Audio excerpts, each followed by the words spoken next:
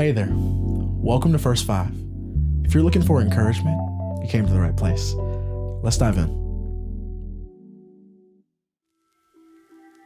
Alrighty, well, we're almost done with Luke 24, and it's just been so good to allow God to run diagnostics on our heart and help us to believe again and hope again and trust again. And honestly, man, we could end it today. We really could. But next episode, I got just a little bit more encouragement for you from Luke 24 to fully close this thing out. So stay tuned for that. But let's build upon where we left off in our last episode. Jesus hit them with the sneak attack. And listen, feel free to jump back, listen to that, and really any of the other episodes to help you develop a framework for what we're talking about today. And we're looking at verses 41 to 43 today. So let's just dive right in. At this point, Jesus has straight up shown them his hands and feet. All right. He has tried to prove to his disciples that he really is who he says he is and who he says he was. He is Jesus, and he's come back from the dead. And here's where the disciples still are. Luke 24 verses 41 to 43 say, "And while they still did not believe it because of joy and amazement, he asked them, 'Do you have anything here to eat?'" Isn't that fascinating? They still didn't believe it.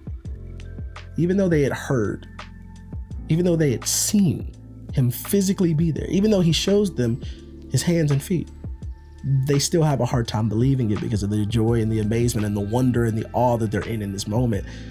And so Jesus said, okay, I'll take it one step further for y'all, right? And the Bible says they gave him a piece of broiled fish, and he took it and ate it in their presence. That's really important, and that's really good. Here's our diagnostic question for the day, all right? What small thing is God using in your life to show you his power? Listen, a small piece of fish proved Jesus' power. Let me explain.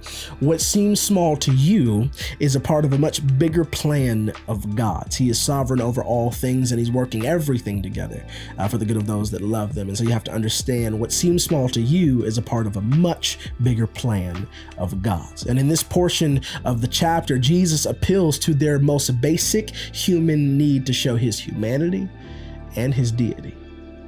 I don't know if you're aware of this, Abraham Maslow. I don't know if you've ever heard of him before, but he was an American psychologist who created a theory of psychological health in the 1940s that he named Maslow's hierarchy of needs, right? Maybe you've heard this in school before, but essentially he theorized that human needs could not only be categorized, but placed in like hierarchical order, with the most pressing need needing to be satisfied before someone could give their attention to the next highest need. And so at the base of this structure, at the base of this pyramid, were physiological needs, or like physical survival, all things that had to do with just like living and existing. So Maslow would argue that the base of all human need is the need to eat, the need to sleep, the need to breathe, things like that, really just things that have to do with your survival. So when Jesus asked the disciples if they have anything to eat, it's not just because he's hungry, though I'm sure he was. I mean, coming back from the dead will take a lot out of you, dog, but he is appealing. Jesus is appealing to their most basic human need to show his humanity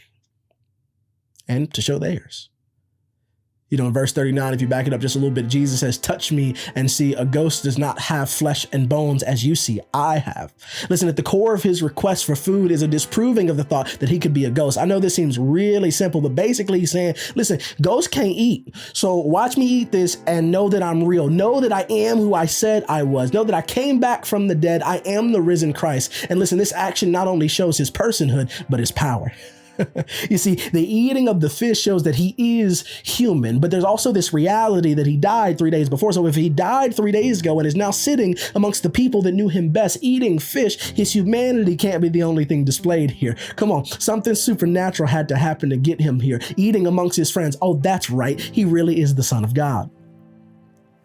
And listen, only the Son of God could come back from the dead. And with one piece of fish, he showed his hunger and his holiness. With one piece of fish, he showed his humanity and his victory over death. They were looking for proof, but they got power. Jesus used a small piece of protein to proclaim his power over death and sin and hell and the grave. God can use the smallest, most basic things in your life to show you just how powerful he is and impart some of that power to you. We'll talk about that in the next episode. So I'll ask you again, and just search your mind and your heart with this one. What small thing is God using in your life to show you his power? Maybe it's so small that you don't even recognize that it's God trying to teach you and grow you and shape you with it. Maybe it's the kind words of a stranger, the gentle rebuke from a parent. You maybe physically and quite literally your check engine light being on. But what small thing is God using in your life to show you his power? Pray that today. Like, ask that question of God and see what he says back to you through his word, through his spirit, and through the people and the circumstances around you. Keep your eyes open. Be spiritually aware this week for what small things God is using to try to encourage your soul and make you aware of the reality that he is who he said he was, and he is who he says he is to you. I really hope that encouraged you today, and we'll finish off this series on Luke 24 next time we talk. So talk soon.